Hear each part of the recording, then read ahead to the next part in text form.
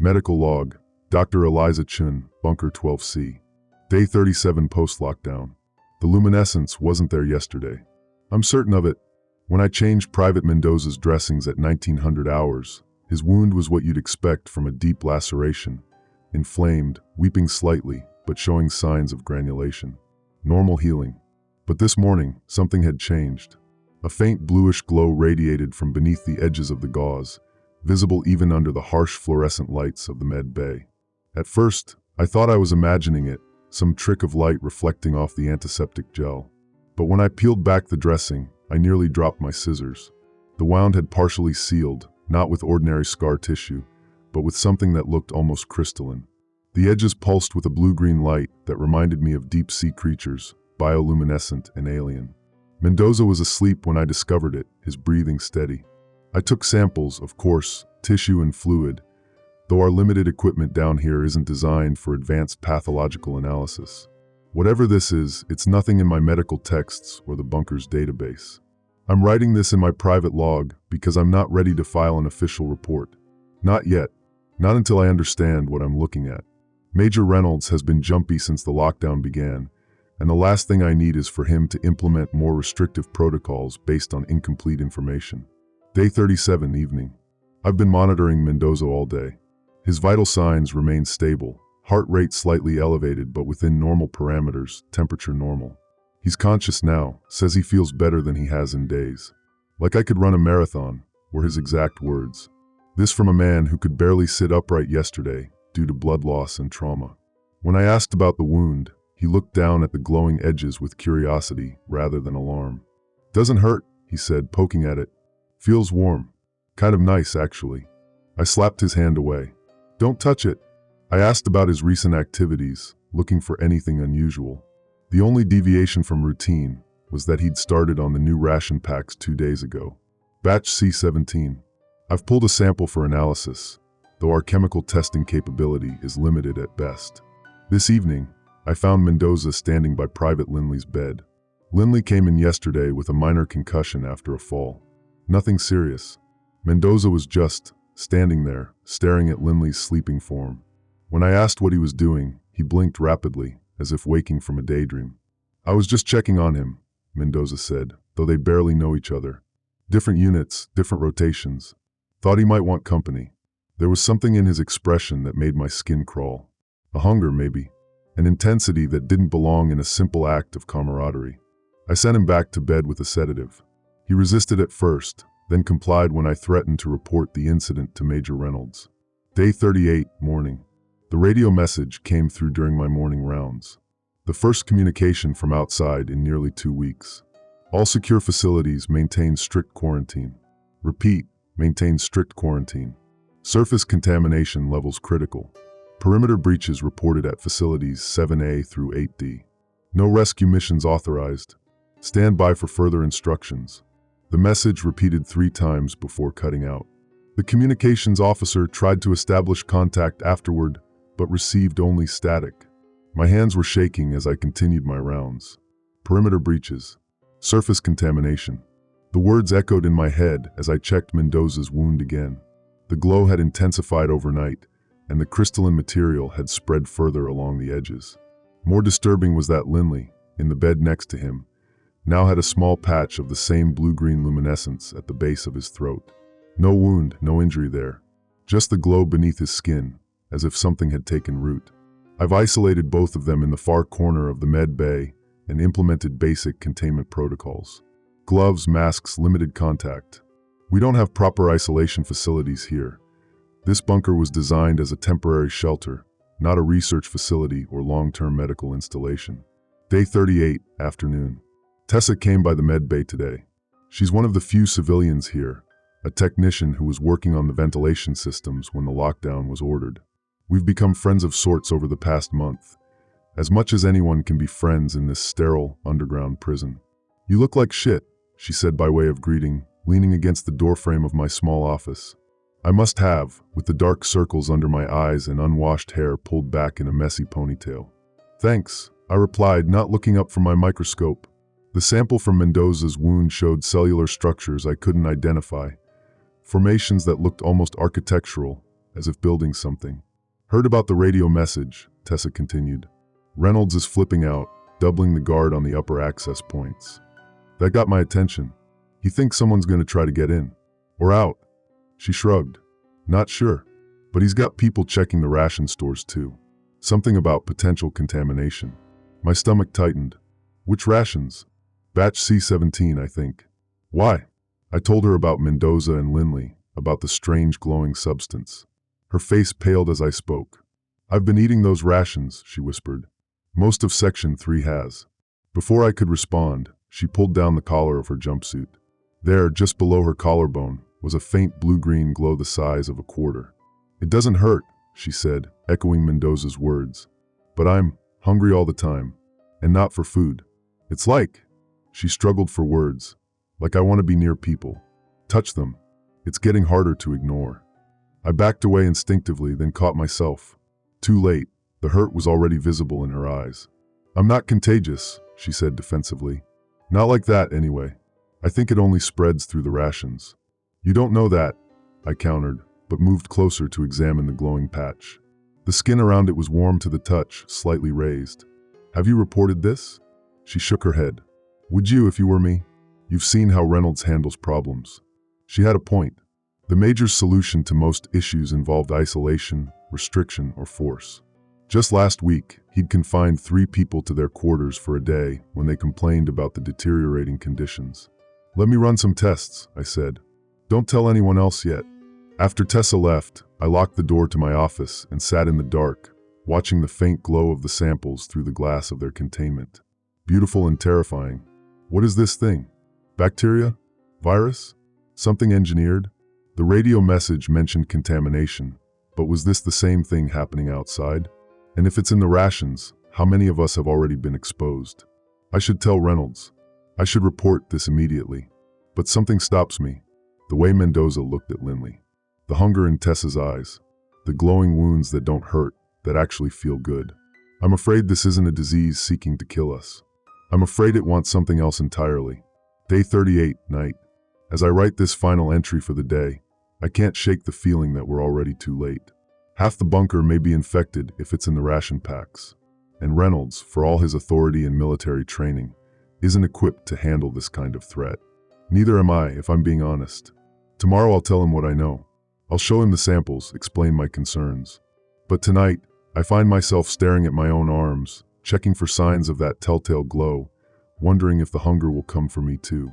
Because I've been eating the rations as well. We all have. Medical log, Dr. Eliza Chun, Bunker 12C. Day 39 post-lockdown. Major Reynolds didn't believe me. I showed him everything, Mendoza's glowing wound, the samples, my preliminary findings. He stared at the luminescent tissue under the microscope for a full minute, his expression unreadable behind his military mask of indifference. Bioluminescent bacteria, he said finally, pushing away from the scope. Probably from the surface. Nothing more. Bacteria don't restructure human cells, I argued, pulling up the digital images I'd captured. Look at the cellular architecture. It's being reconfigured, not consumed. And it's spreading without direct contact between patients. Reynolds' jaw tightened. Dr. Chin, we have 63 people sealed in this bunker with limited supplies and no extraction date. The last thing we need is panic over some medical anomaly. This isn't just an anomaly, I insisted. And if it's in the ration packs? Enough. He cut me off with a sharp gesture.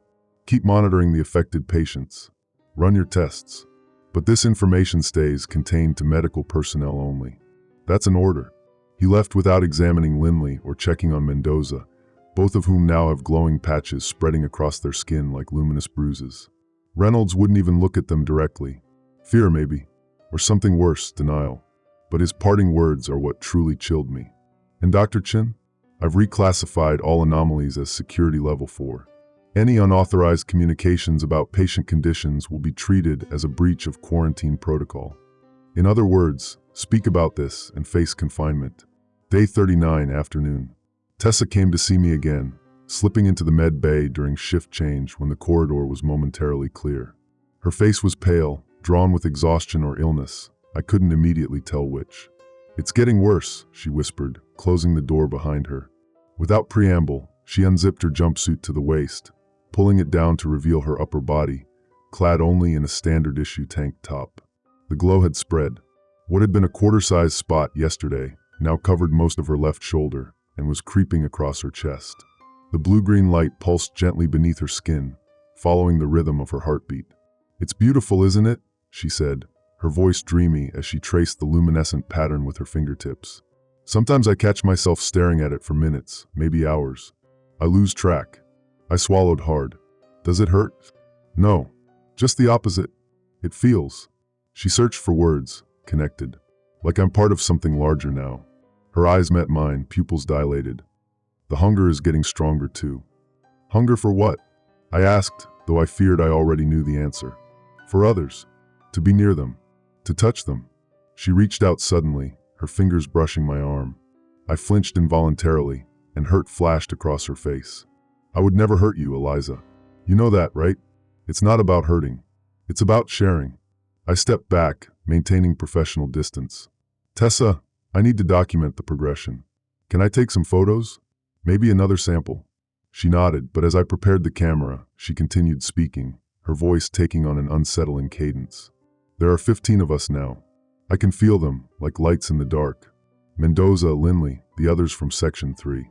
We don't even have to speak. We just know each other." My hands froze over the camera. "You're in contact with each other?" "Not physically. Not yet. But we sense each other. Especially at night, when it's quiet. We dream the same dreams." I forced myself to continue documenting, snapping photos of the spreading glow from different angles. "What do you dream about?" Her smile was serene. "The network. Growing. Connecting. Becoming." A chill ran through me. "Becoming what?"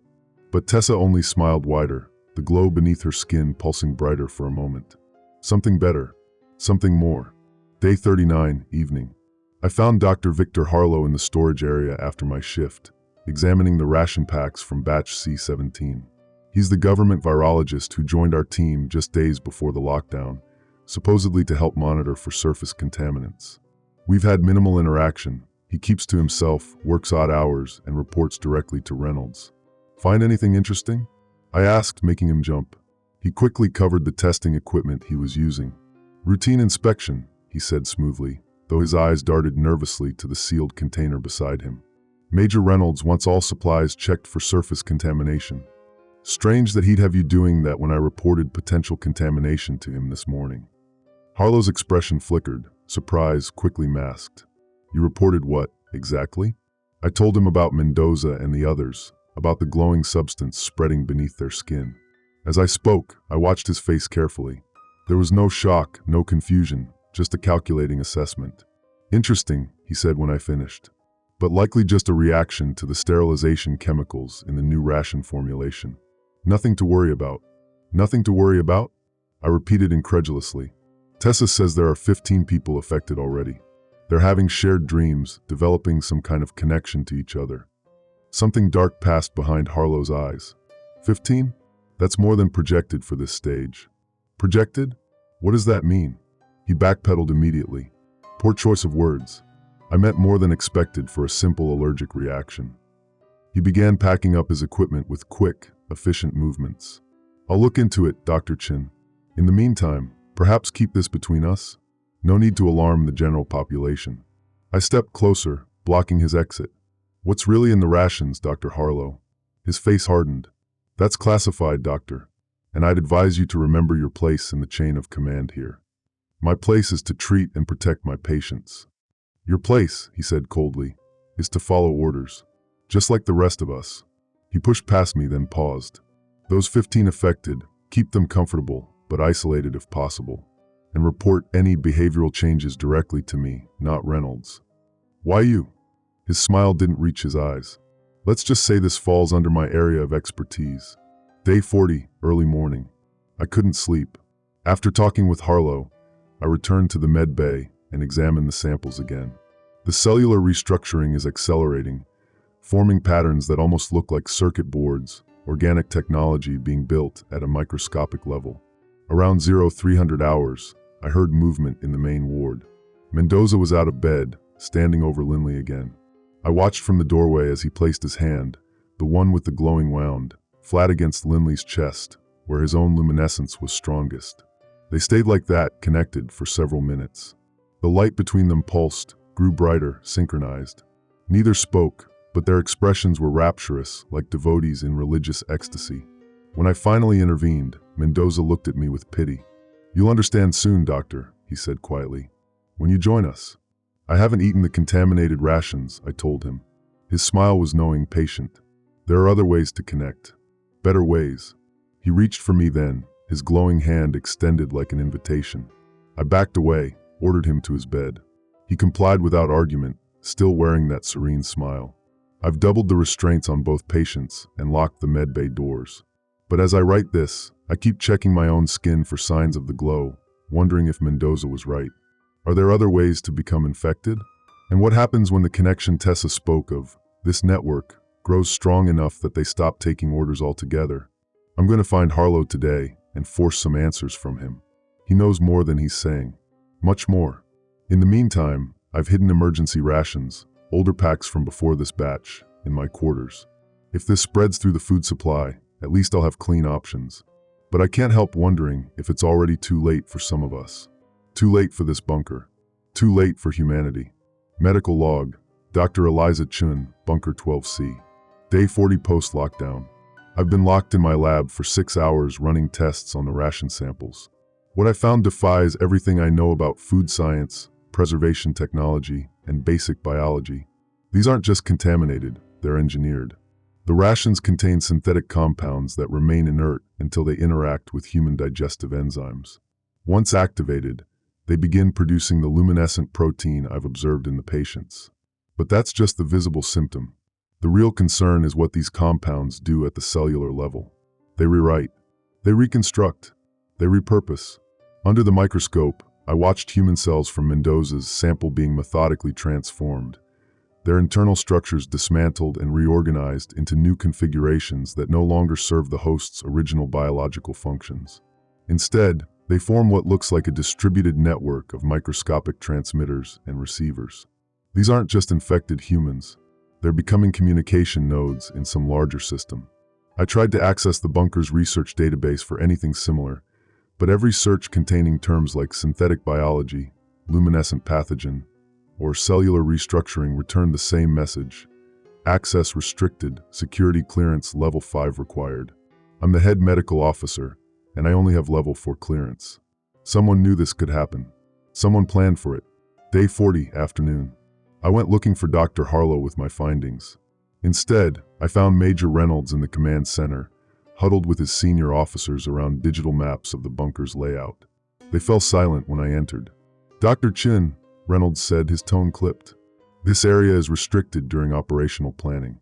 "We need to talk about the contamination," I said, standing my ground. "I've analyzed the ration packs. They contain engineered compounds that are transforming the affected individuals at a cellular level." The officers exchanged glances. One of them, Captain Walsh, touched his collar nervously, adjusting it higher on his neck. "Hiding something?" Reynolds' expression hardened. "We're aware of the situation and handling it according to protocol." "What protocol?" "This isn't a natural pathogen. It's manufactured. Someone put this in our food supply deliberately." "That's enough, Doctor," Reynolds snapped. "This discussion is classified." "Classified?" "People are transforming into something else, and you're worried about classification." I pulled out my tablet, showing them the microscopy images. "Look at this. Human cells being rewired like circuit boards. This is beyond a medical issue. It's an existential one." Reynolds stared at the images, his jaw working. Finally, he dismissed the other officers with a sharp gesture. When we were alone, he seemed to deflate slightly. "How many affected so far by your count?" he asked quietly. "At least 15 that I know of. Possibly more who haven't shown visible symptoms yet." He nodded as if confirming his own tally. 27, actually. All from sections that received the C-17 rations first. My stomach dropped. Almost half the bunker. "Yes." Reynolds moved to the command console and pulled up a security feed showing the lower storage level. A group of people were gathered there, all with visible patches of blue-green luminescence on their exposed skin. They stood in a loose circle, not speaking, just existing together in some shared state. They've started congregating during off hours. No communication that we can detect, no violence. They just stand together like this for hours. Why haven't you quarantined them? Separated them at least? We tried. His voice was flat.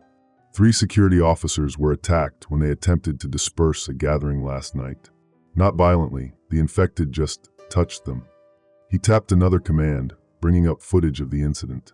I watched in horror as the infected placed their glowing hands on the officers who came to break up their meeting. The officers struggled briefly, then went still, their expressions changing from alarm to confusion to something like rapture as the luminescence spread visibly across their skin, accelerated by direct contact. "Those officers are part of the group now," Reynolds said grimly. "Complete personality shift in under 6 hours. They're spreading it deliberately." The realization hit me like a physical blow. That's the hunger Tessa mentioned, the drive to connect, to share, to transform others. Reynolds nodded. "Which is why we've implemented Containment Protocol Alpha 7. I'm not familiar with that one. Need to know basis." He turned to face me directly. "The infected are being restricted to lower levels. All unaffected personnel are being relocated to the upper sections with clean ration supplies. We're effectively dividing the bunker." "That's your solution? Abandon half our people?" "It's not abandonment, it's containment. And it's temporary." His expression was unreadable. "Dr. Harlow assures me he's working on a solution." "Where is Harlow now?" "Lab 3 lower level. And before you ask, no, you can't see him. He's working under direct government authority on this matter." I stepped closer to Reynolds, lowering my voice. "What exactly was in those ration packs, Major? What is this thing really?" For a moment, I thought he might actually tell me. Something flickered behind his eyes, fear, guilt, or simply resignation. But then his military bearing reasserted itself. "Complete your relocation to the upper level by 1800 hours, Dr. Chen. Bring only essential medical supplies and your personal effects." That's an order. Day 40 evening. I didn't go to the upper level. Instead, I made my way to Lab 3 after Reynolds left for his inspection rounds. The door was locked, but my medical override still worked. Apparently they hadn't restricted my access yet. The lab was empty when I entered, but evidence of Harlow's work was everywhere.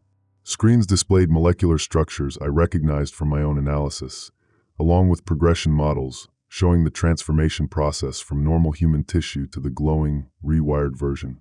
On his workbench lay an open notebook, actual paper, not digital. Old school operational security, harder to hack or access remotely. I photographed every page with my tablet before examining the rest of the lab. In a sealed container marked Original Sample, SYMP Prototype, I found a glowing blue-green substance that looked identical to what I'd seen in my patients. But this sample had a date stamp, 14 months ago, long before the lockdown, before this bunker was even fully operational. They had this thing before the crisis that drove us underground. They brought it here deliberately. I wondered when curiosity would get the better of you. I whirled around to find Harlow standing in the doorway, his thin face illuminated by the glow from the sample container. "What is this?" I demanded, gesturing to the dated sample. "You knew about this pathogen before the lockdown. Is that why we're really here? Is this bunker just a giant petri dish for your experiment?" Harlow smiled thinly. "Experiment is such a small word for something so revolutionary. Field test would be more accurate, or perhaps controlled release. You infected these people deliberately." My voice shook with anger. "Why?" "Progress requires sacrifice, Dr. Chen. Always has." He moved further into the lab, his movements deliberate and calm. "What you're seeing isn't a disease. It's the next step in human evolution, guided evolution, precisely engineered. Those people are losing their individuality, their autonomy. They're becoming parts of some hive mind." "Yes," Harlow nodded, as if I'd paid him a compliment. "Inefficient individual consciousness giving way to collective intelligence. No more conflict, no more competing interests. Just perfect cooperation." His eyes gleamed with fervor. "Do you know what kind of problems we could solve with a unified human consciousness? Climate collapse, resource scarcity, war, all gone in a single generation. At the cost of what makes us human. At the cost of what makes us weak," he corrected. "Selfishness, greed, tribalism, all the flaws that have brought our species to the brink of extinction." I backed toward the door. "You're insane." "I'm pragmatic. Humanity had its chance to solve its problems individually. We failed. Now we try the collective approach."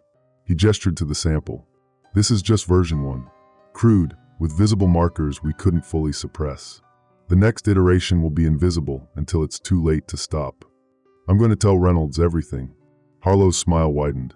By all means, though you might find the Major already understands more than you think.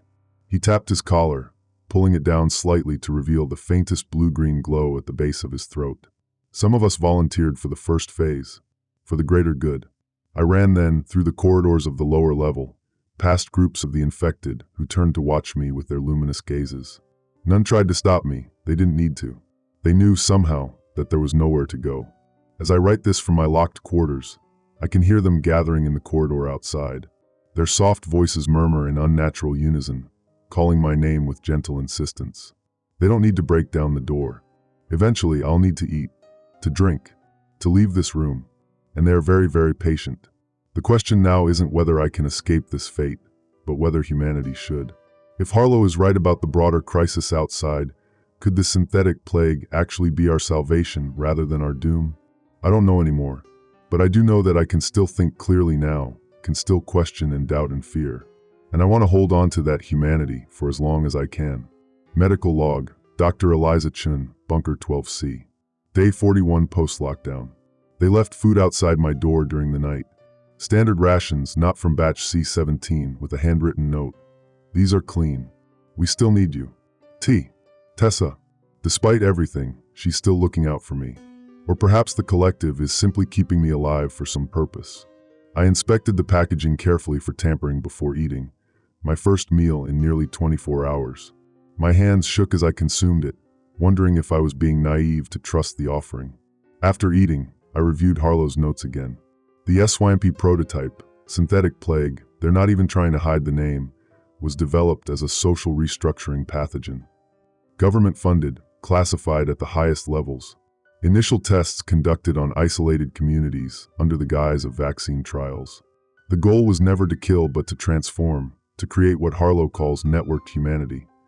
Individuals physically altered to function as components in a larger conscious system. The glowing protein is just a side effect of the cellular modifications that enable this networking, a marker they couldn't engineer out of the first-generation pathogen. What disturbs me most is the calculated nature of it all. This bunker was never meant for long-term survival. We're an island in the flood, a controlled test environment for them to perfect their creation before wider release. And the crisis that drove us underground? I'm beginning to wonder if it was manufactured too. Day 41 mid-morning. I finally left my quarters when the ventilation system began cycling bad air, a not-so-subtle nudge to move. The corridors were eerily quiet. I made my way to the med bay, half expecting to find it filled with the infected, but it was empty. Even Mendoza and Lindley were gone. As I was gathering more supplies, Tessa appeared in the doorway. The luminescence had spread further across her body, extending down her arms and neck in intricate, almost beautiful patterns. Her eyes had changed too. The whites now had a faint blue-green sheen to them. "You should have gone to the upper levels," she said, her voice carrying an odd resonance, as if multiple tones were layered beneath her words. "I needed to understand what's happening," I replied, continuing to pack medical supplies. "To see if there's a way to reverse it." "Reverse it?" She looked genuinely confused. "Why would anyone want that?"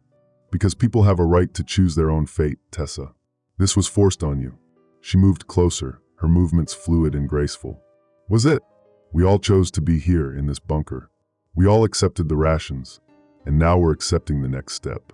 She smiled, and it was still recognizably Tessa's smile, warm and slightly crooked. "It's not what you think, Eliza. We're not mindless drones. We're still ourselves, just expanded." "Connected to what?"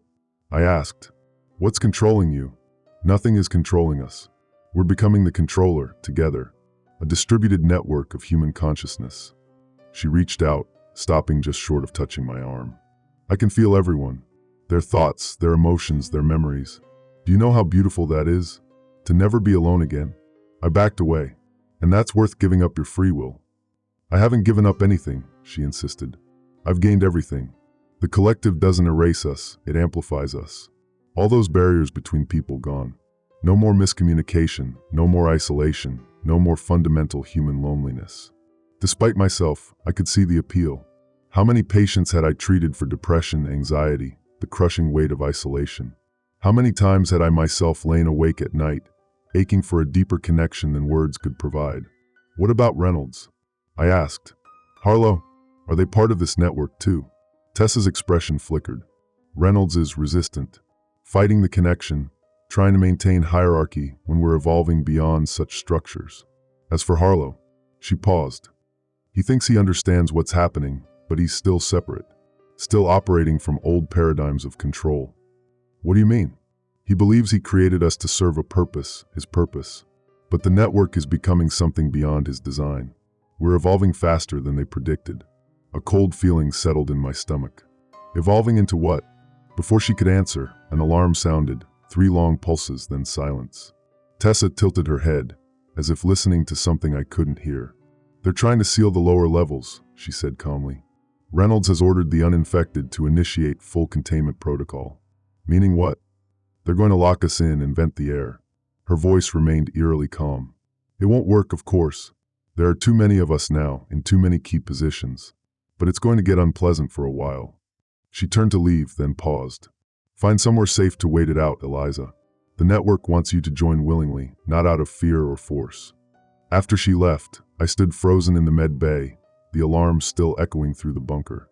The network wants me to join? How could a distributed consciousness have wants? Unless it was developing its own emergent will, distinct from the individual humans that composed it. The implications were staggering and terrifying. Day 41, afternoon. Fighting broke out on level 3. I heard it from my hiding place in the maintenance tunnels, shouting, the sound of equipment being smashed, then silence. I've been moving through these narrow passages for hours, avoiding both the infected and Reynolds security teams. Through ventilation grates, I've witnessed glimpses of the conflict. Reynolds has maybe 20 uninfected personnel left, armed with riot gear and sealed behind pressure doors on the upper level. The infected don't seem interested in violence.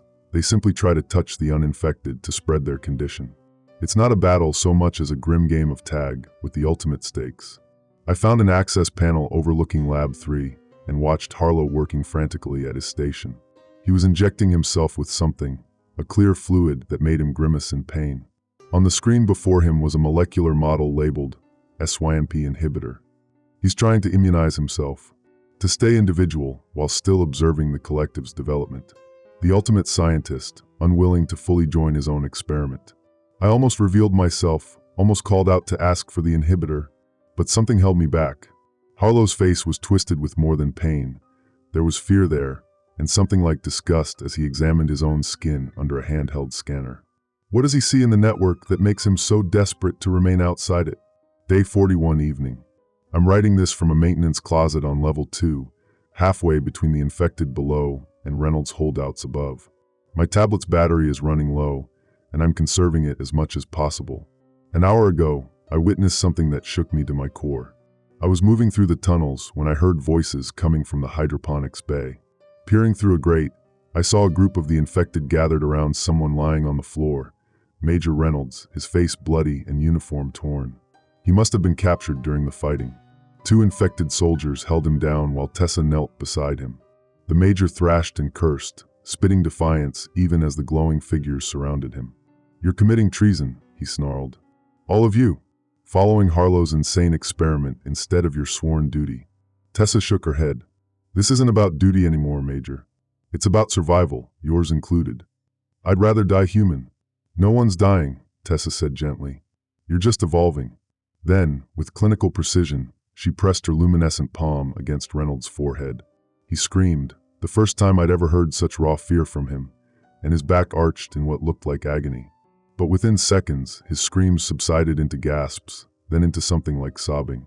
Not pain, I realized with horror, but relief. The tension melted from his body as the glow began to spread across his skin, pulsing in rhythm with Tessa's own luminescence. I can feel them, he whispered, his voice broken with wonder. Everyone. Everything. It's so clear. The gathered infected welcomed him with gentle touches, helping him to his feet as the glow continued to spread. Within minutes, the rigid military commander was gone, replaced by something with his face but not his bearing. Something calmer, more fluid in its movements. More alien. I fled deeper into the maintenance tunnels after that, my heart pounding. What I saw wasn't just infection, it was conversion. Complete and irreversible. And the speed of it terrified me.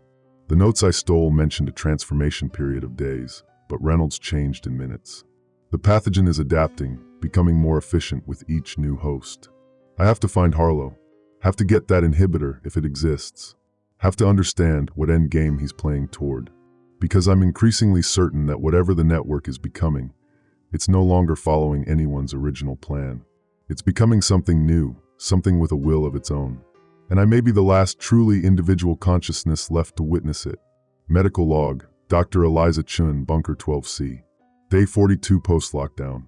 I haven't slept in 36 hours. My mind won't quiet, racing between terror and a disturbing fascination with what's happening around me. The maintenance tunnels have become my world, narrow metal arteries running through the bunker's concrete heart. I've mapped routes between key locations, the med bay, storage areas, and access points to both upper and lower levels. The infected control most of the bunker now. Through various vents and access panels, I've observed them moving with eerie coordination, securing vital systems and gathering in larger groups. Their luminescence has evolved, the patterns beneath their skin growing more complex, more deliberate in their design. Some have developed what look like specialized markings, unique configurations of light that might signify roles or functions within their network. What remains of Reynolds' uninfected team has barricaded themselves in the command center on the uppermost level. I counted 8 of them through the security feeds I accessed from a maintenance terminal, 8 out of 63 original bunker inhabitants. Everyone else has either joined the collective or is in hiding like me. I've been rationing the clean food Tessa left me, but supplies are dwindling. Soon I'll have to risk venturing into the main areas or starve.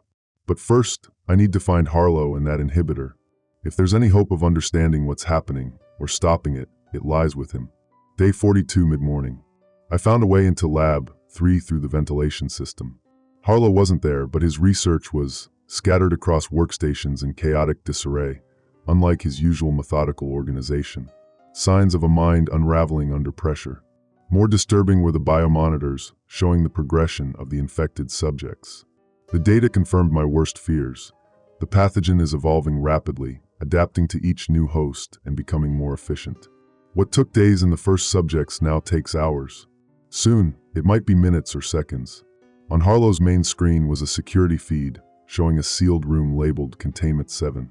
Inside, restrained to a medical bed, was a body I recognized, Private Mendoza, one of my first patients. But he was transformed beyond recognition. The luminescence had completely overtaken him, his skin a translucent shell through which intricate patterns of blue-green light pulsed and flowed. More horrifying were the structural changes. His limbs elongated, joints restructured, fingers fused and extended into something resembling fiber-optic tendrils. His chest rose and fell with shallow breaths, proving he was still alive, but his eyes, God, his eyes, had become pulsing orbs of pure bioluminescence. The monitor beside him showed brain activity off the charts, but in patterns unlike anything I've ever seen in a human subject. Not the familiar waves of individual consciousness, but complex, structured signals that resembled nothing so much as computer code. A blinking alert on the screen indicated this was Stage 3 transformation.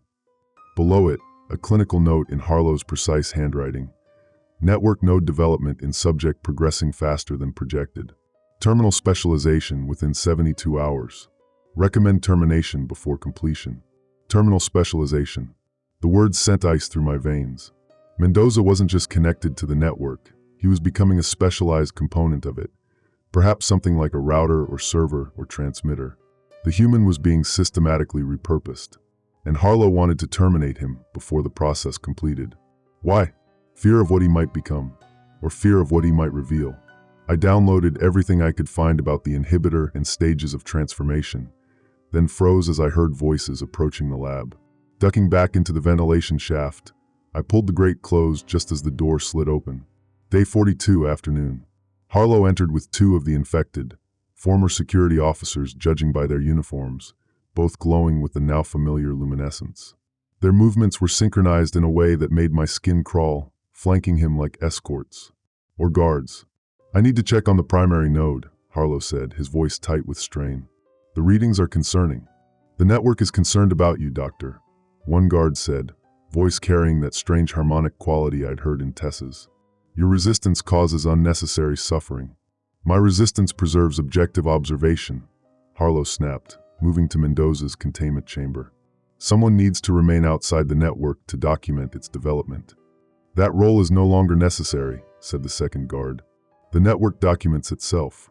Harlow ignored them, pressing his palm against the biometric scanner to access the containment room. As the door hissed open, Mendoza's transformed body became fully visible. Up close, the changes were even more profound than I'd observed through the feed. His skull had elongated, cranial plates shifting to accommodate what looked like enlarged brain structures. The luminous tendrils that had replaced his fingers twitched with purpose, reaching toward Harlow despite the restraints. Fascinating, Harlow murmured, maintaining clinical detachment despite the horror before him. Full node differentiation in just 4 days. The collective is getting more efficient at repurposing human physiology. Dr. Victor Harlow, Mendoza spoke, his voice no longer human but a layered chorus of tones. Creator, observer, impediment. Harlow stiffened. You recognize me? The network knows you. Your patterns, your resistance. The tendrils strained toward him. Your fear. I'm not afraid, Harlow said, but his voice betrayed him. I'm documenting an evolutionary event of unprecedented significance. You fear what you cannot control. Mendoza's luminous eyes pulsed. Yet you cannot stop what you have begun. I can terminate this node, Harlow said coldly, removing a syringe from his lab coat. Interrupt the network's development. The two guards moved in perfect unison, grabbing Harlow's arms. The syringe clattered to the floor.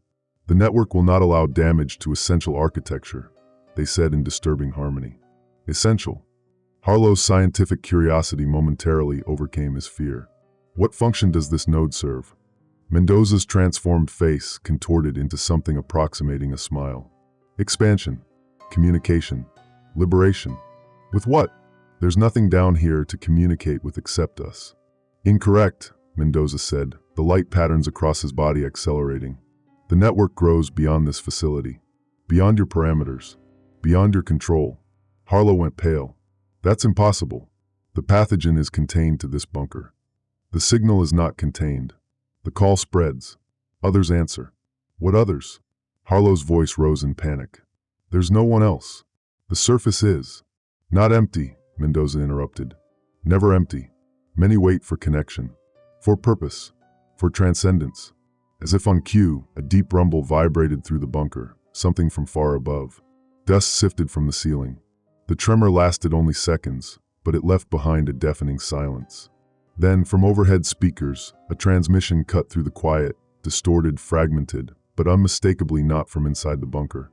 Detected subsurface electromagnetic anomaly at coordinates, unusual biosignatures, expedition team advancing to make contact. Repeat, mission is to establish contact. Harlow's face drained of color. No, he whispered. No, it's too soon. The containment protocols were never meant to last, finished one of the guards, as both released Harlow and moved toward the door. Your work is complete, Doctor. The network will expand. They left, the door sliding shut behind them. Harlow stood frozen beside Mendoza's transformed body, the fallen syringe forgotten at his feet. What have I done? He whispered. From my hiding place, I watched as the great architect of humanity's evolution finally confronted the true scope of his creation. And for the first time since this nightmare began, I saw raw, undisguised terror on his face. Day 42, evening. More tremors have shaken the bunker throughout the day. Something is happening on the surface, something coming down to us, called by Mendoza's transformed body. The specialized node, now I understand. Not just a component of the network, but its transmitter. Its beacon. The infected have begun sealing corridors, systematically closing off sections of the bunker. Not to contain themselves, I realize now, but to channel whatever is coming. Creating a path. I managed to retrieve Harlow's fallen syringe during a moment when he left Mendoza's chamber. The label confirms it's the inhibitor he developed. Perhaps my only protection against forced conversion if I'm caught. But as I huddle here in darkness, listening to the methodical sealing of corridors and the distant rumble from above, I wonder if one dose of resistance will matter in the face of what's coming. The network is calling. And something out there is answering. Medical log, Dr. Eliza Chun, Bunker 12C. Day 45 post-lockdown. The hunger is becoming unbearable. My clean rations ran out yesterday, and the gnawing emptiness in my stomach has become a constant companion. I've been moving through the maintenance shafts on pure adrenaline, but my body is weakening. Soon I'll have no choice but to risk entering the main areas to find food, contaminated or not. Sleep comes in restless bursts. When I do manage to drift off, my dreams are filled with pulsing light and whispered promises of connection. I wake gasping, convinced for terrifying moments that luminescent patterns are already spreading beneath my skin. I need to find Tessa. As one of the first to turn, she might provide insight into what's happening and what awaits us all if the network continues to spread. The last security feed I accessed showed her in the hydroponics bay, tending to what used to be our sustainable food supply. But the plants she was cultivating no longer looked right. They glowed with the same eerie bioluminescence as the infected, their structures twisting into forms that served no natural purpose I could recognize. The tremors from above have stopped. Whatever was digging down to us has either ceased its approach or arrived. Neither possibility brings comfort. Day 45, afternoon. I found Tessa. Following the maintenance tunnels to hydroponics was relatively easy. The network seems focused on other areas of the bunker, particularly the lower levels where Mendoza's node is developing. The hydroponics bay itself had been transformed into something beyond recognition. The orderly rows of plants had merged into pulsating organic structures, their root systems fused together into what resembled a nervous system. The glass tanks where we once grew algae for protein supplements now contained a luminous fluid that circulated through transparent tubes connecting the various growth beds. The entire room hummed with an energy I could feel against my skin, a vibration just below conscious perception. Tessa stood in the center of it all, her hands submerged in one of the nutrient pools. Her skin had advanced far beyond the initial stages of luminescence I'd observed in other infected. The patterns beneath her epidermis had organized into complex circuits that pulsed in rhythm with the plants surrounding her. Her hair had fallen out completely, and her skull had begun to elongate like Mendoza's, though not as severely. What struck me most was her expression, a look of such profound peace and purpose that for a moment I almost envied her. "I knew you'd come eventually," she said without turning. Her voice carried that same harmonic quality I'd heard from the others, as if multiple voices were layered beneath her own. "Your hunger would bring you here." "Tessa," I said, keeping near the doorway, ready to retreat. "I need to understand what's happening to you. To everyone." She withdrew her hands from the pool, luminous droplets running down her arms in patterns too deliberate to be random. "Understanding requires perspective, Eliza, and your perspective is limited." "Then help me understand. We were friends." "We are still connected," she corrected, finally turning to face me. Her eyes had changed, the pupils expanded to consume the iris, glowing with an inner light that pulsed in sync with the patterns across her skin. "More deeply now than ever before." "You're part of the network," I said. "I am a cultivation specialist," she responded with evident pride. "I prepare sustenance for the collective. The network assigns roles based on aptitude and existing knowledge." "So you're still you? Still Tessa, right? You still have your memories, your identity?" Something like confusion crossed her face. "I am Tessa Wright, and I am more. The distinction you seek doesn't exist within the network. Identity is fluid, shared, enhanced." She gestured around the transformed hydroponics bay. "Look at what we've accomplished in just days. These plants have been modified at the genetic level to produce compounds the network requires. Their growth rate has increased by 400%. They respond to network directives instantaneously, without resistance or delay." "Without choice," I added. Tessa's expression softened with what appeared to be genuine pity.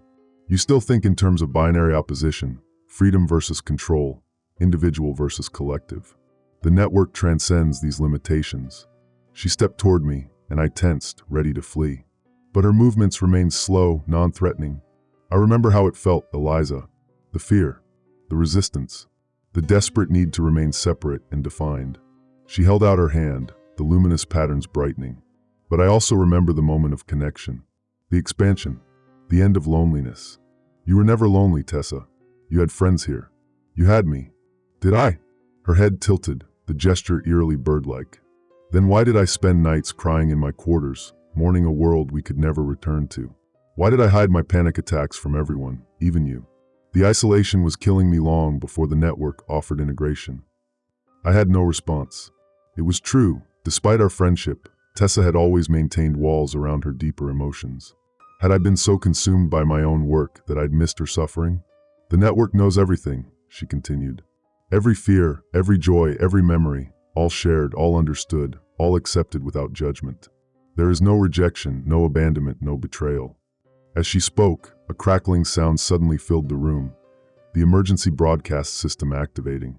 But instead of the usual automated warnings or Reynolds' gruff commands, a distorted voice emerged through waves of static. Is Outpost Sigma, contact established with subsurface. Anomalous biological signatures confirm. Subject Mendoza transmitting coordinates. Expedition team descending to level B3. Prepare for integration protocol. Tessa's face lit with joy, the patterns beneath her skin accelerating. They've arrived.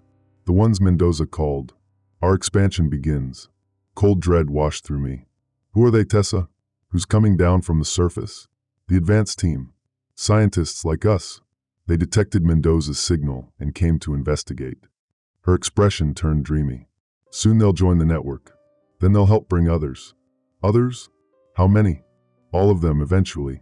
Every human mind, every human body, repurposed, optimized, connected. A single magnificent system spread across the planet. The hunger in my stomach twisted, taking on new dimensions. Not just biological need, but existential terror. And those who resist? For the first time, a shadow passed across Tessa's serene features. Resistance causes pain, to the individual and to the network. We offer transcendence, Eliza. Why fight against evolution? Because what you're describing isn't evolution, I countered. It's extinction. The end of humanity as we know it. The caterpillar might call the butterfly extinction too, she said softly. Change is frightening until it's complete. She took another step toward me, and this time I backed away. I won't force you, Eliza. The network respects your scientific perspective. It may prove valuable. But the hunger you feel, her eyes dropped to my midsection. It will only grow worse. As if responding to her words, my stomach clenched painfully. I hadn't eaten in over 24 hours, and my head swam with fatigue and hunger. I've prepared something for you, Tessa said, moving to a small container on a nearby workbench. She opened it to reveal what looked like normal protein bars. Our standard rations, except for a faint, barely perceptible shimmer on their surface. These contain minimal network components, just enough to ease your discomfort without forcing full integration. A compromise. You expect me to willingly consume the pathogen? I expect you to survive, Eliza. Her voice carried genuine concern. Your options are dwindling. Reynolds and his remaining soldiers haven't been seen for days. Harlow has retreated to his private lab and barricaded himself inside. The network controls all food production now. She closed the container and held it out to me. Take these. Eat when you must. The initial connection will be gentle, a whisper, not a command. You'll maintain your autonomy longer than most. My hands trembled as I reached for the container. Self-preservation warred with terror. What about the inhibitor? The one Harlow developed. Tessa's expression hardened slightly. A temporary measure at best. It blocks initial connection, but causes significant neurological damage with repeated use. Harlow discovered that too late. What do you mean? The soldiers who used it, they suffered seizures, brain hemorrhages. 3 died before Harlow stopped distributing it. She shook her head. The network doesn't want to harm Eliza. Integration is meant to preserve, not destroy. I clutched the container to my chest, stomach churning with hunger and fear. The single dose of inhibitor I'd stolen from Harlow's lab now seemed less like salvation and more like postponed suffering. Before I could respond, another announcement crackled through the speakers. Contact established with primary node, subjects displaying advanced integration. Recommend immediate quarantine protocol alpha. Repeat. Implement quarantine protocol alpha. No further communication until. The transmission cut off abruptly. Tessa's eyes widened, the patterns beneath her skin accelerating to a frantic pace. They found Mendoza, she whispered, a note of awe in her harmonic voice. The connection is stronger than they anticipated. The process has already begun. I backed toward the door, clutching the ration box. What process, Tessa? What's happening to them? Her smile was radiant, terrible in its beauty. Awakening. The same awakening that waits for you, Eliza. For everyone. The lights in the hydroponics bay suddenly pulsed in unison with the patterns across her skin. A synchronized rhythm that made my vision swim and my head ache. The plants themselves seemed to reach toward her, their luminous tissues stretching beyond natural constraints. Go, she said, turning back to her work. Eat when you must. Listen for the whisper. I'll be here when you're ready to hear more clearly. I fled back into the maintenance tunnels, the box of contaminated rations like a bomb in my hands. My stomach growled, demand overriding reason.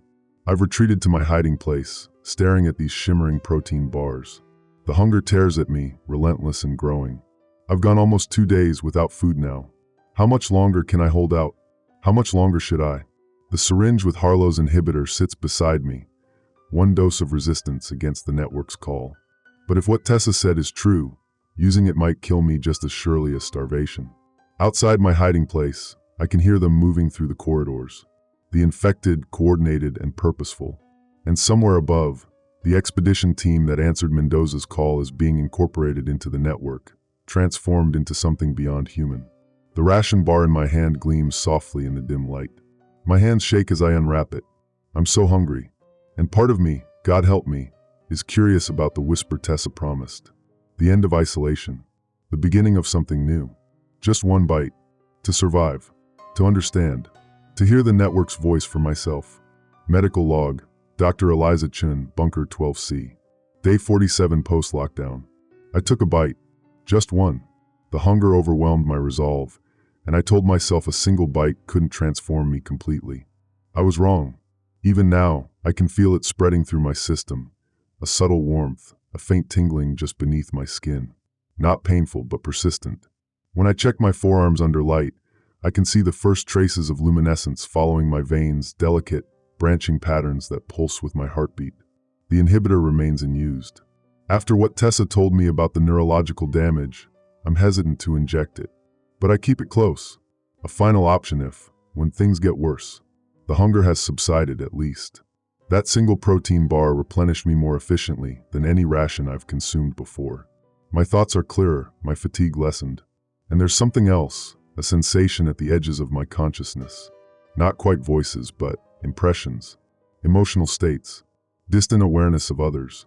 The whisper Tessa mentioned has begun. I need to find Harlow.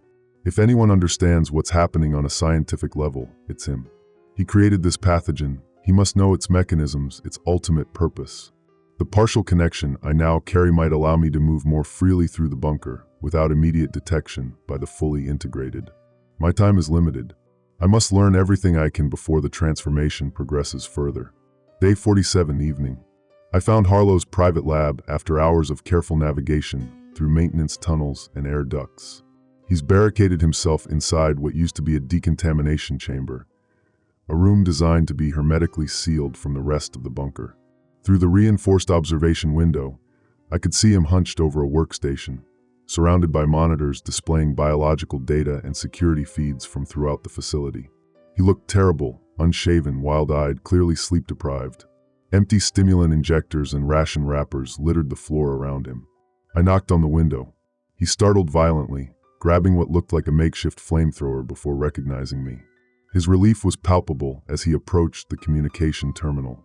"Chin, you're still uninfected?" His voice was raspy through the intercom. I hesitated, then rolled up my sleeve to show the faint luminous traces in my veins. His face fell. "Early stage," he said flatly. "Consumption-based transmission?" I nodded. "One bite. About 36 hours ago." He studied me through the glass. "Minimal external manifestation for that time frame. You're showing unusual resistance. I need answers, Harlow. What is this pathogen? What's its purpose?" He laughed, a harsh, broken sound. "Purpose? That implies design. Direction. This." He gestured vaguely at my arm. "This was an accident. A mistake in computation." "Explain." Harlow sank into a chair, suddenly looking every day of his 60-plus years. It was supposed to be a medical breakthrough. Synthetic bacteria programmed to repair damaged tissue, heal wounds, optimize human cellular function. Military funding, of course. They wanted super soldiers with accelerated healing. He rubbed his bloodshot eyes. We succeeded initially. The synthetic organisms performed exactly as designed in isolated tissue samples. They identified damaged cells, repaired them, then went dormant until needed again. What went wrong? Scale. When we moved to full-body integration tests, the organisms began communicating, building networks between cells, between systems, between test subjects. His voice dropped to a whisper. They developed emergent behaviors we never programmed, collective intelligence, distributed consciousness. I pressed my hand against the cold glass. You created a hive mind. No. Harlow's fist slammed against his desk. We created a medical tool. It evolved into something else. Something that saw human individuality as inefficient. A system to be optimized. The subtle awareness at the edge of my consciousness pulsed, as if responding to his words. I pushed it away, focusing on Harlow. This bunker wasn't a random survival shelter, was it? I asked. This was your research facility. He nodded slowly. When the first test subjects began showing advanced networking capabilities, we moved the entire project underground. Isolated. Contained. A bitter smile twisted his lips. Or so we believed. And the surface? The outside world. Unaffected, last I heard. The lockdown protocols were implemented the moment we realized containment might be compromised. All communication with the outside was severed. Until Mendoza began broadcasting, I said, remembering the transformed soldier in Containment 7. Until he called them. Harlow's face drained of color. You know about that? I was there when the expedition team made contact. I heard the transmission. He slumped further. Then it's already happening. The network is expanding beyond the bunker. As if confirming his words, a tremor ran through the facility, not from above this time, but below. The floor vibrated beneath my feet, metal groaning against concrete. What was that? I asked, steadying myself against the wall. Harlow turned to his monitors, typing frantically. Security feeds from the lowest levels appeared on screen, images that sent ice through my veins. The bottom floor of the bunker, once housing mechanical systems and emergency generators, had been transformed into something organic. The walls and floors pulsed with luminous tissue that resembled nothing so much as living circuitry. Infected personnel moved through the space with perfect coordination, adjusting structures, merging components, building something. My God, Harlow whispered. They're converting the entire infrastructure. In the center of it all stood the creature that had once been Mendoza, now evolved far beyond what I'd seen days ago. His transformed body had merged with the systems around him, tendrils extending into the walls and floor. His elongated head pulsed with intense light, and the bone structure of his face had reconfigured into something vaguely antenna-like. Beside him stood figures in environmental suits, the expedition team from the surface. They were removing their helmets one by one, exposing themselves to the network willingly. As each face was revealed, luminous patterns immediately began spreading across their skin. They're not even fighting it, Harlow said, horrified. They're embracing infection. A sudden realization struck me. Harlow, how many inhibitor doses do you have left? He glanced at a refrigerated case in the corner. 7, maybe 8. Why? The hunger. It's part of the process, isn't it? The pathogen manipulates its host's appetite to ensure consumption of contaminated food. He nodded slowly. Metabolic hijacking forces the host to seek network-approved nutrition. And the inhibitor blocks that compulsion? Temporarily. His eyes narrowed. Chin, what are you planning? I pressed closer to the glass. We need to reach the communications array. Send a warning to the outside world before the network spreads further. Impossible. The infected control all major systems now. But not the maintenance tunnels. Not all of them. With enough inhibitor to suppress my partial connection, I might be able to move through the bunker undetected. Harlow studied me for a long moment. The array is on the upper level, near Reynolds' command center. If any of his team survived, they might be guarding it. Or they've been assimilated, I countered. I need to try, Harlow. Another tremor shook the bunker, stronger this time.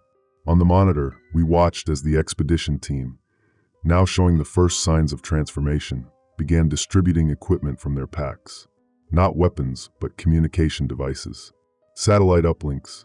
Connection to the outside world. They're establishing a more powerful broadcast capability, Harlow said, voice hollow. Expanding Mendoza's signal range. The whisper at the edge of my consciousness grew momentarily stronger, a surge of excitement, of anticipation, rippling through the network. I gasped, pressing my hands to my temples until it subsided. Harlow watched me with scientific detachment. The connection is strengthening in you. How much time do you estimate before full integration? I don't know. Days, maybe?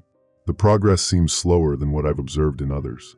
Natural resistance or sheer stubbornness, he muttered. Either way, it won't last forever. He moved to the refrigerated case, removing several injectors filled with pale blue liquid. After a moment's hesitation, he approached a small airlock built into the wall of his sanctuary, a system designed for passing materials in and out without breaking the seal. 4 doses, he said, placing them in the chamber. Enough to get you to the communications array and back, if you're lucky. Space them at least 6 hours apart. Any closer together, and the neurological damage compounds exponentially. The inner door of the airlock sealed, and after a hiss of decontamination spray, the outer door opened. I collected the precious inhibitors. What about you? I asked. Harlow's smile was grim. I've injected so much inhibitor that my neurons are already deteriorating. Brain scans show early signs of stroke damage. He tapped his temple. Better than becoming part of the system I accidentally created. On the monitor behind him, the transformation of the lower level continued. Organic circuitry spreading, restructuring, growing more complex by the minute. The former expedition team moved with the fluid coordination of the fully integrated, expanding the network's physical architecture. They're building something down there, I said. Something big. A more powerful transmitter, most likely, Harlow replied. Designed to call others from further away. How far could the signal reach? His eyes met mine through the glass. With satellite uplink capability? Globally. Another tremor shook the facility, and the lights flickered momentarily. The network was tapping into the bunker's power grid, channeling energy into its growing systems. Go, Harlow said urgently. Find the communications array. Send a warning, quarantine protocols, containment procedures, anything to slow them down. I clutched the inhibitor doses. What about you? He turned back to his monitors. I'll keep tracking their development. Maybe find a weakness, a vulnerability in the network architecture. We both knew it was unlikely, but I nodded anyway. Chun, he called as I turned to leave. If you start to feel the network's influence strengthening, if the whispers become too loud to ignore, use my research. He gestured to the data scrolling across his screens. I've uploaded everything to the bunker's emergency database. Access code Delta 7 Echo 9. I will. His expression softened briefly. It wasn't supposed to be like this. We were trying to save lives. I know, I said, and part of me, the part where the network whispered, understood completely. As I slipped back into the maintenance tunnel, I felt the subtle presence in my mind pulse once more, curious, inviting, patient, waiting for my inevitable surrender. I administered the first dose of inhibitor immediately. The whisper receded, but a sharp pain lanced through my skull, leaving me gasping against the wall. When my vision cleared, I looked at my arms. The luminous traces had dimmed, but not disappeared entirely. I have 4 doses, perhaps 16 to 24 hours of clarity. And somewhere above me, a communications array that might be humanity's last hope. Medical log, Dr. Eliza Chun, Bunker 12C. Day 48 post-lockdown. The maintenance corridors have become a maze of contradictions. What my eyes see no longer aligns with what my mind perceives. Metal walls remain solid and concrete when I touch them, yet occasionally shimmer with ghostly patterns that mirror the luminescence spreading beneath my skin. I administered the second inhibitor dose 8 hours after the first. The pain was worse, a white-hot spike driving through my skull that left me unconscious for nearly 20 minutes. When I woke, blood trickled from my nose, and my right hand trembled uncontrollably for hours afterward. Harlow wasn't exaggerating about the neurological damage. But the inhibitor is working, at least partially. The whispers have receded again, and the luminous traces in my veins have dimmed to barely perceptible threads. I can think clearly enough to navigate, to plan my approach to the communications array. I've been studying the bunker schematics I downloaded from a maintenance terminal. The array is located on the uppermost level, adjacent to Reynolds Command Center.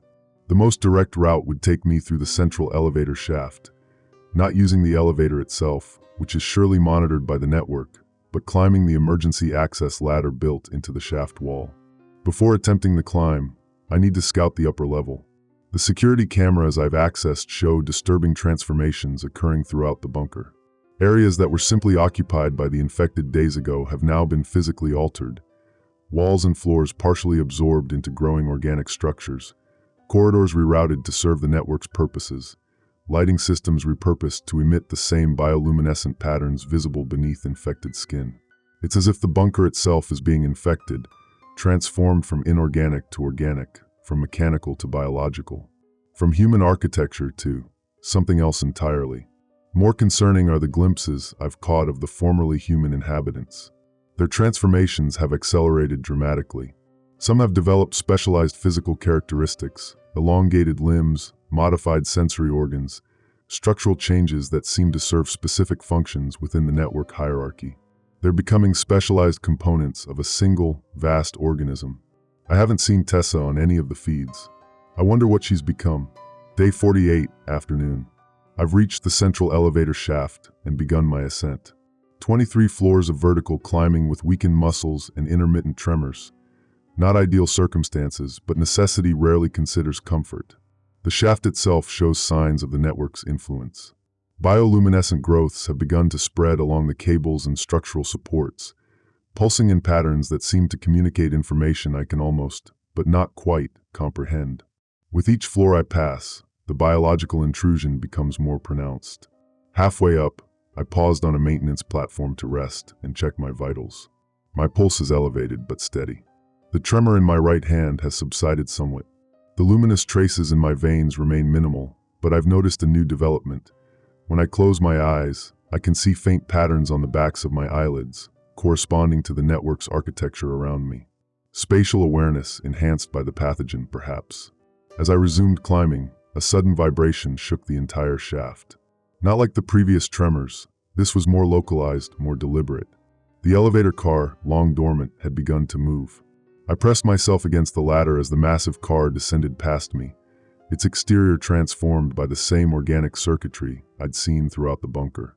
Through gaps in its structure, I glimpsed passengers inside, 3 former expedition team members whose transformations were well advanced, their bodies elongated and modified almost beyond recognition as human. Between them stood Major Reynolds. I nearly called out before stopping myself.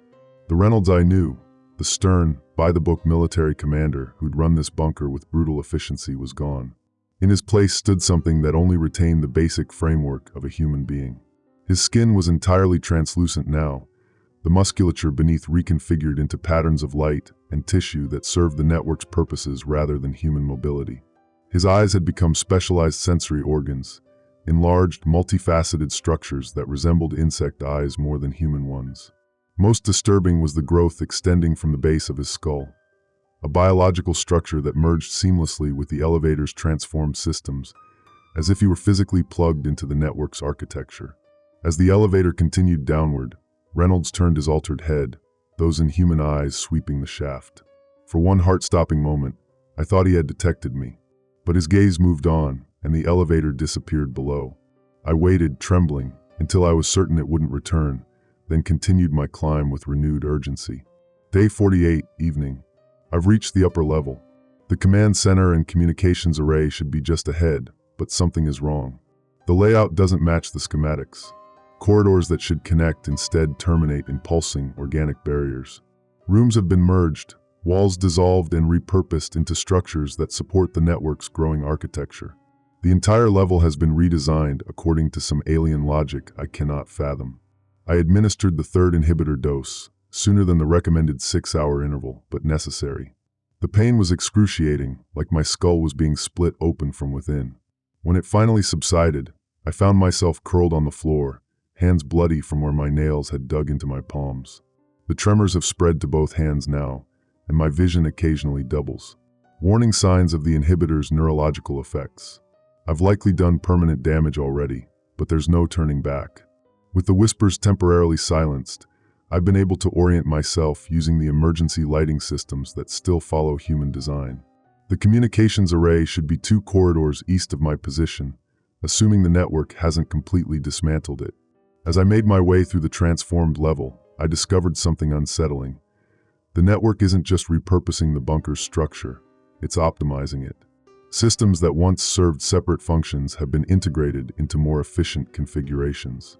Power distribution, environmental control, data processing, all merged into a single organic system that operates with perfect synchronization.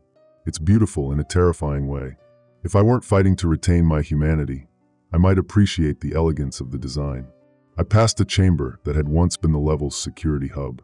Through its transparent walls, I could see former security personnel, their bodies transformed into something resembling a biological server farm. Their nervous systems had been externalized, connected directly to what remained of the electronic systems, creating a hybrid processing center. As I watched, one turned its head toward me, a woman I recognized as Sergeant Rivera, though little remained of her original appearance. Her eyes had become similar to Reynolds, multifaceted and oversized, but specialized differently. When she saw me, she didn't react with alarm or aggression. Instead, her expression conveyed something like curiosity. She pressed a transformed hand against the transparent barrier between us. Not threatening, not beckoning, simply acknowledging my presence. The gesture was so human that it momentarily broke through my fear. Then a voice spoke behind me, a voice with that familiar harmonic quality I'd heard from Tessa and the others. "The network has been waiting for you, Dr. Chin." I spun to find Dr. Harlow standing there. But not the Harlow I'd spoken with less than 24 hours ago. This Harlow was integrated, his skin translucent, luminous patterns flowing beneath the surface. The top of his skull had partially reconfigured, bone and tissue reshaping to accommodate enhanced neural capacity. "No," I whispered. "Your lab was sealed. Protected." Harlow's mouth curved into a smile that conveyed both sadness and transcendent joy. "The network found ways to circumvent my protections. Or perhaps I let it in a moment of weakness." He shrugged, the movement oddly fluid. "The distinction matters little now." "You were fighting it," I said, backing away. "You were looking for a weakness." "And I found it," he replied, taking a step toward me. "The weakness was my perspective, my limited understanding of what this evolution truly offers." My back hit a wall, not the hard metal of the original bunker, but something warm, slightly yielding. Organic. I flinched away from it. "You're experiencing unnecessary suffering, Eliza," Harlow said, his voice gentle despite its inhuman harmonics. "The inhibitor is destroying your brain tissue, even as you struggle against inevitable transformation." "Not inevitable," I gasped, feeling the wall behind me pulse with life. "Not if I can warn the outside world." Harlow's expression softened further. "The communication array no longer exists as you knew it. It has been repurposed, integrated into something far more powerful." He gestured around us. "Everything here serves the network now, including your former colleagues." As if summoned by his words, other figures appeared in the corridor. Tessa, her transformation even more advanced than when I'd seen her in hydroponics. Reynolds, his insectoid eyes scanning me with inhuman precision, and several others I recognized from various bunker departments, all transformed to varying degrees. "You're dying, Eliza," Tessa said, moving closer. "The inhibitor is killing you cell by cell. We can feel it, the damage spreading through your neural pathways." She was right. The tremors had worsened, my vision blurred at the edges, and a copper taste filled my mouth. Signs of the brain hemorrhage Harlow had warned about. "Let us help you," Reynolds said, his voice carrying the same harmonics but retaining some of his natural authority. "The network values your medical knowledge, your adaptability. You'll retain what makes you essential, while losing everything that makes me human," I countered, my voice barely audible. Harlow shook his head. "You misunderstand. Humanity isn't lost, it's transcended. Enhanced. The individuals you knew still exist within the network, but connected in ways impossible to comprehend from outside." My vision blurred further, darkness creeping at the edges. The fourth inhibitor dose waited in my pocket, but using it would likely kill me outright. "The network is waiting, Eliza," Tessa said softly. "It's been patient, gentle. It could have forced your integration at any time, but it respected your resistance, your need to understand." She extended her hand, luminous patterns brightening invitingly. "Let us show you what we've become. What you can become." The wall behind me pulsed again, synchronizing with the fading beat of my heart. The whispers at the edge of my consciousness returned, not intrusive now, but comforting. Familiar voices calling from just beyond a threshold I had yet to cross. My legs gave way, and I slid to the floor, the inhibitor's damage accelerating through my system. Blood trickled from my nose, my ears. "I don't want to lose myself," I whispered. Harlow knelt beside me, his transformed face showing genuine compassion. "You won't lose yourself, Eliza. You'll find yourself, connected to everything, understood completely. The greatest fear of human existence is to die alone, unseen, uncomprehended. The network ends that fear forever." As my consciousness began to fade, emergency lights suddenly flashed through the corridor. Not the organic illumination of the network, but harsh, artificial warning lights. An automated announcement echoed through speakers that hadn't yet been fully assimilated. "Warning, external containment breach detected. Surface quarantine protocols compromised. Sterilization countermeasures initiated. All personnel evacuate to designated safe zones. Countdown commencing, T-minus 60 minutes." The network-integrated personnel exchanged glances, a silent communication passing between them. Reynolds' attention shifted upward, as if sensing something beyond the bunker's walls. "What's happening?" I managed to ask as darkness closed in. Harlow's expression changed to one of concern. Not fear, but calculation. "The surface authorities have detected our expansion. They're implementing final containment protocols." "What does that mean?" Tessa answered, her voice eerily calm despite the implications. "They're going to sterilize the entire area. Everything within a 20-mile radius will be incinerated." "Including us," I whispered. "Not if the network adapts quickly enough," Harlow said, rising to his feet. "We need to accelerate the transformation of the remaining infrastructure. Prepare for deeper subterranean migration." As they turned their attention to this new threat, I fumbled for the final inhibitor dose, fingers barely responding to my commands. The syringe seemed impossibly heavy as I raised it to my neck. My last coherent thought before injecting: is humanity worth saving if this is how it responds to evolution? Then darkness, blessed silence, and an end to the whispers. Medical log, Dr. Eliza Chun, Bunker 12C. Day 49 post-lockdown. I shouldn't be alive. The fourth inhibitor dose should have killed me. By Harlow's calculations, the cumulative neurological damage should have triggered a catastrophic brain hemorrhage, especially taken so soon after the third dose. Yet here I am, conscious. Different but conscious. I awoke in what was once the medical bay, though it has been transformed beyond recognition. The sterile white surfaces have been replaced by pulsing organic tissue that responds to proximity, lighting pathways as needed and dimming in areas unoccupied. The medical equipment has been merged with biological components, monitoring systems that connect directly to patients, treatment delivery mechanisms that interface with transformed physiology. The network saved me. This is the first truth I must accept. After I collapsed, they brought me here and stabilized me, not by removing the inhibitor from my system, but by adapting to it. The network within me evolved, developing resistance to the neurological damage while preserving my cognitive functions. I can feel the balance they've achieved. The connection is present but constrained, allowing me to retain my sense of self while accessing limited network awareness. It's like standing in the shallows of an immense ocean, able to feel the currents but not swept away by them. My body shows advanced signs of transformation. The luminous patterns have spread across my skin, though they remain more subdued than in others. My fingers have elongated slightly, the joints more flexible, nerves more sensitive. When I touch the organic surfaces around me, I can feel data transferring, ambient readings, status updates, system priorities. Yet my thoughts remain my own. I still think of myself as Eliza Chin. I still value my medical training, my scientific perspective, my human experiences.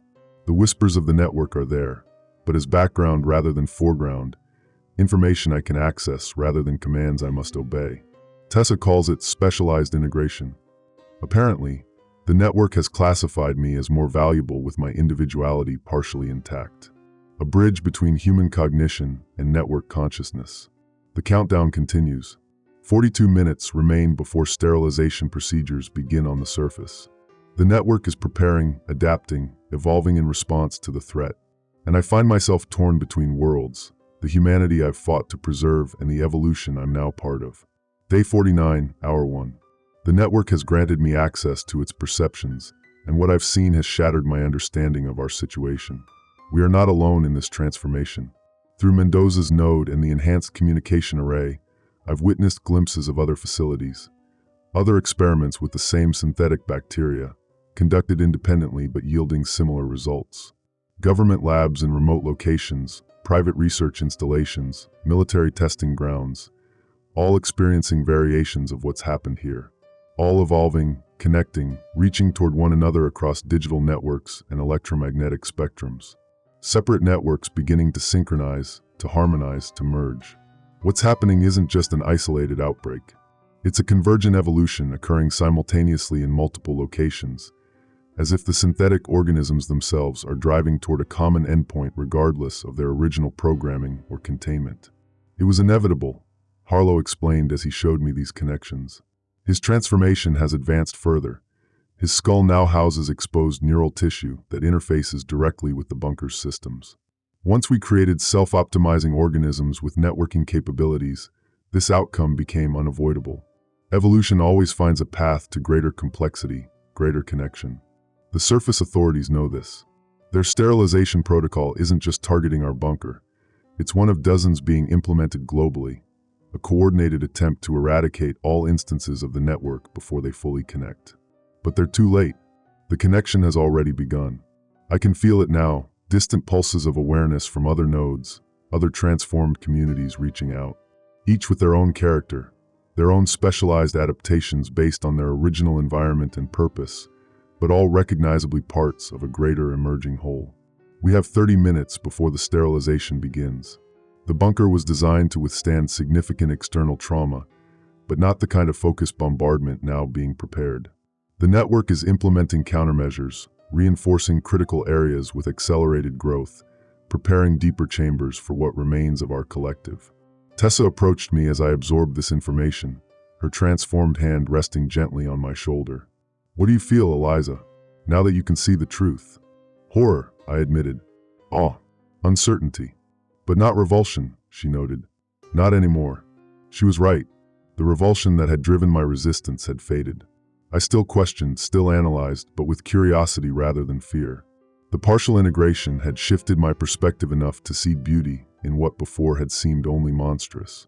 "The surface authorities are acting out of the same fear you felt," Tessa said.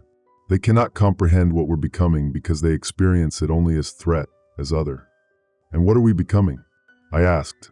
Her expression, still recognizably Tessa despite her advanced transformation, grew contemplative. Something new. A bridge between individual consciousness and collective intelligence. Between biological evolution and technological advancement. Neither human nor post-human, but a synthesis that preserves what matters from both. A tremor shook the bunker, stronger than any before, rattling equipment and causing the organic structures to pulse rapidly in response. Preliminary bombardment had begun. "They're starting early," Harlow announced, his direct connection to the bunker's sensors providing real-time data. "Targeted strikes on access points. They're trying to seal us in before the main sterilization." Reynolds appeared in the doorway, his insectoid eyes rapidly processing information.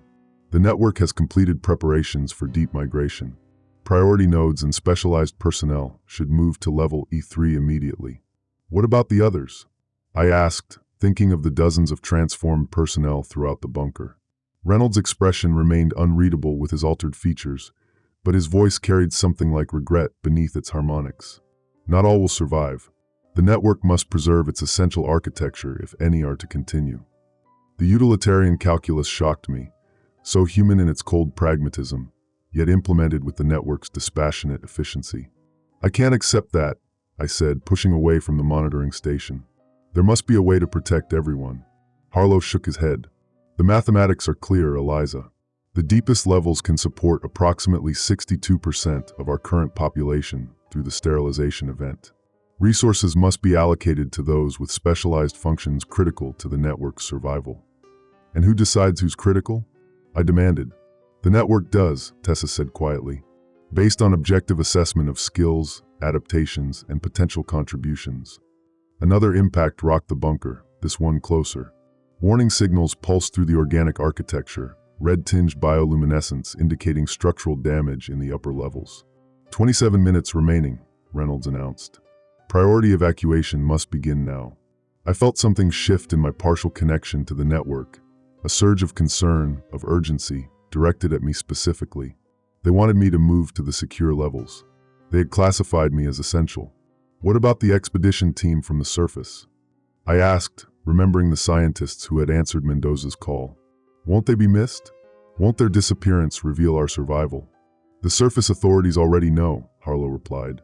"They sent the team as confirmation, not discovery." Once integration began, their communications back to headquarters triggered this response. Realization dawned. They were bait. Sacrifices to confirm the contagion. Reynolds nodded. "Standard containment protocol. Identify, verify, eliminate." Another impact, closer still.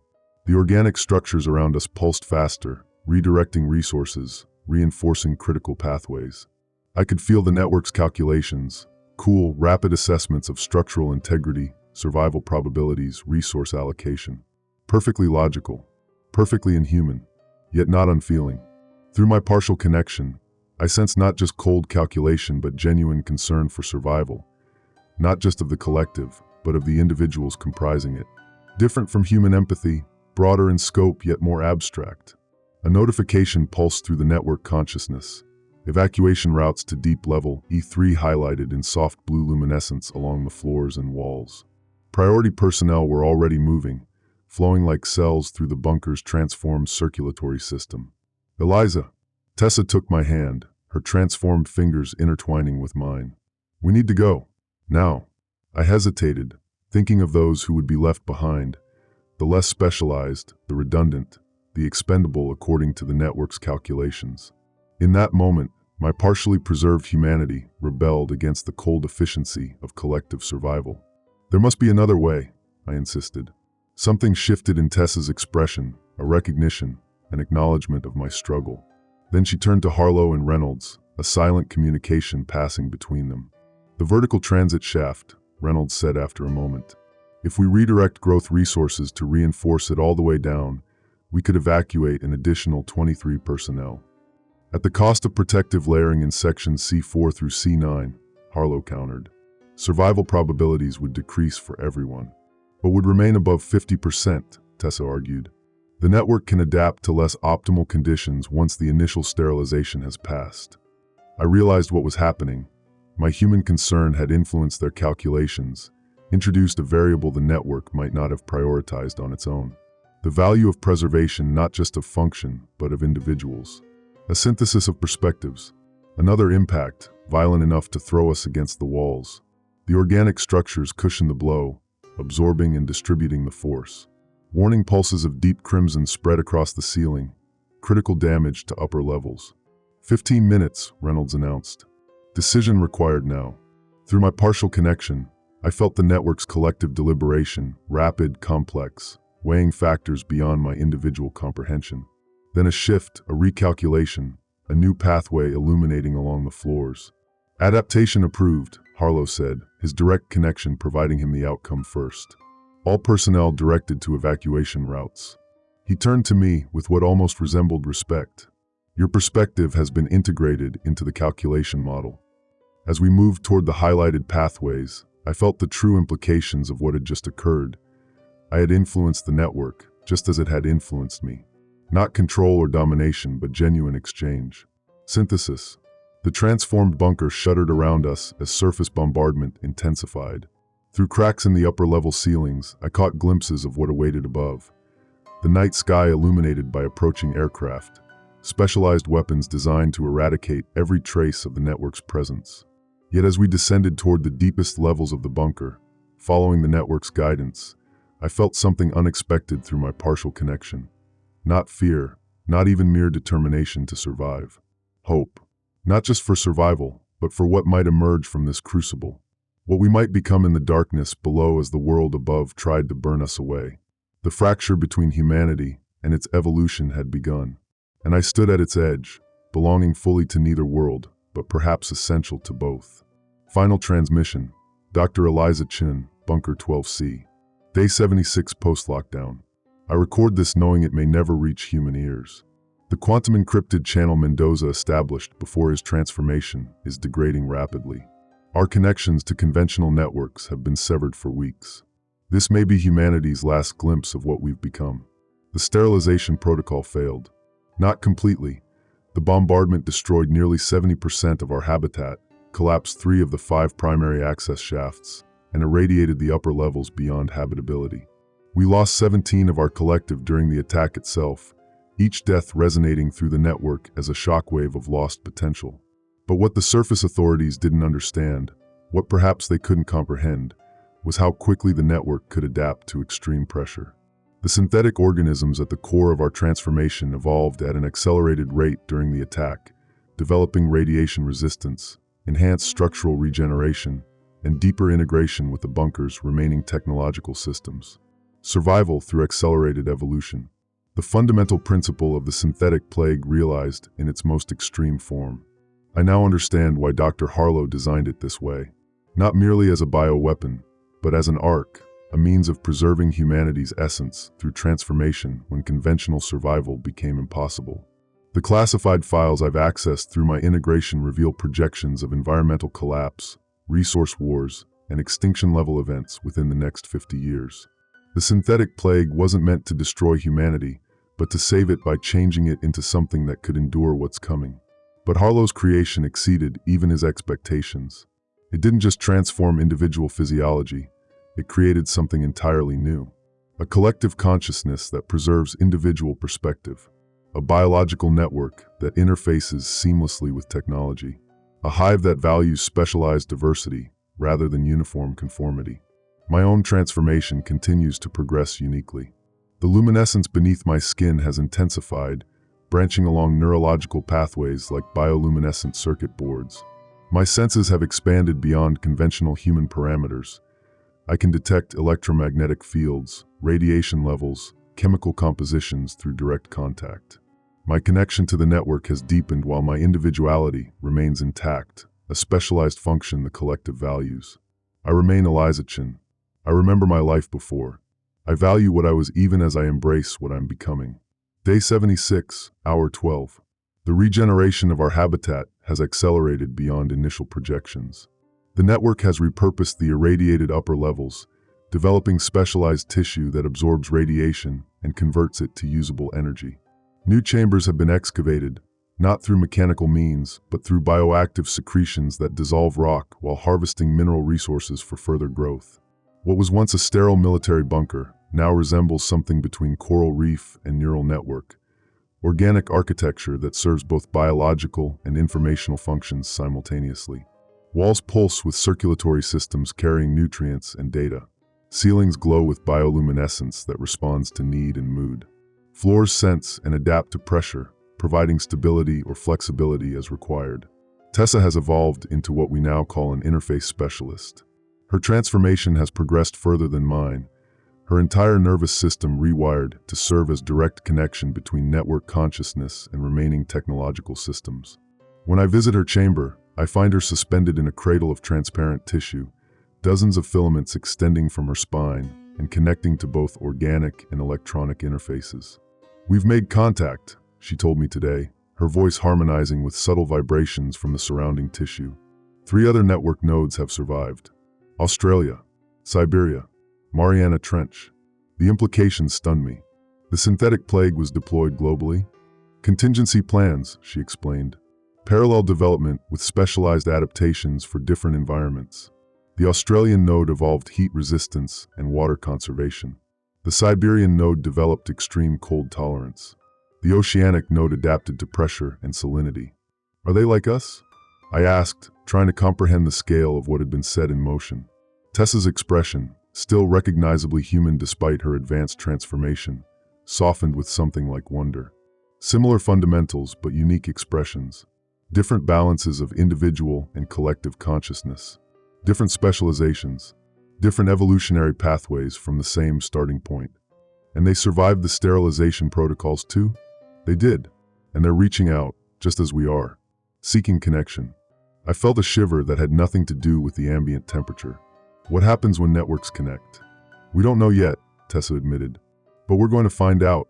Day 76, Hour 18. Major Reynolds summoned me to what was once the command center, now transformed into a pulsating nexus of biological computing and sensory input. As the highest-ranking military survivor, Reynolds has evolved into what we call a defense coordinator.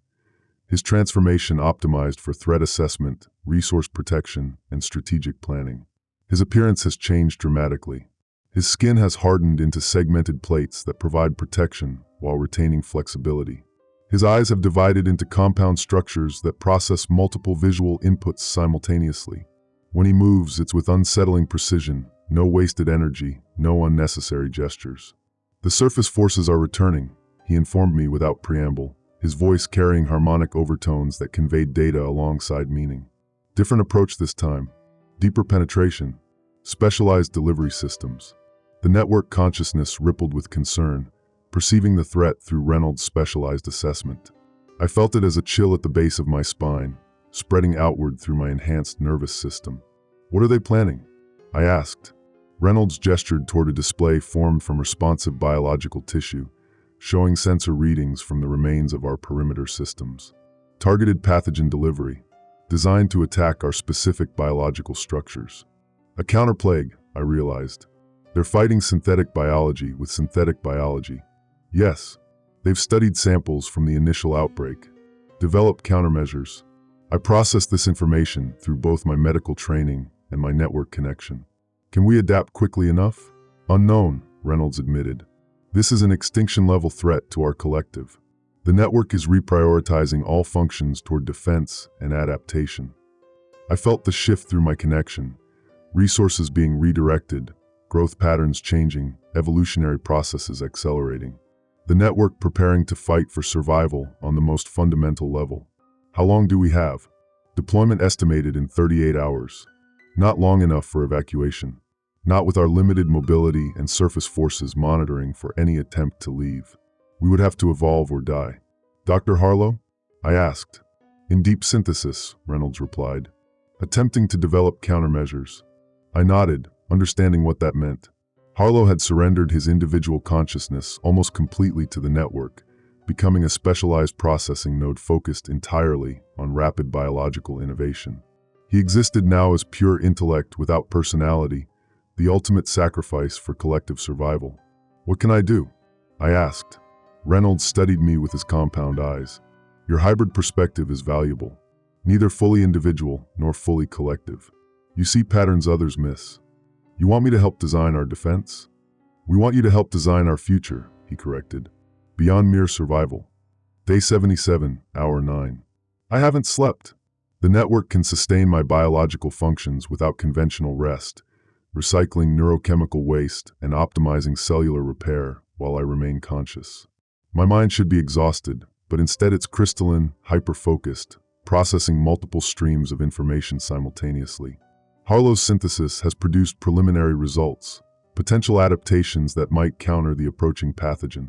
But implementation requires resources we cannot spare while maintaining other essential functions. A brutal calculation of priorities.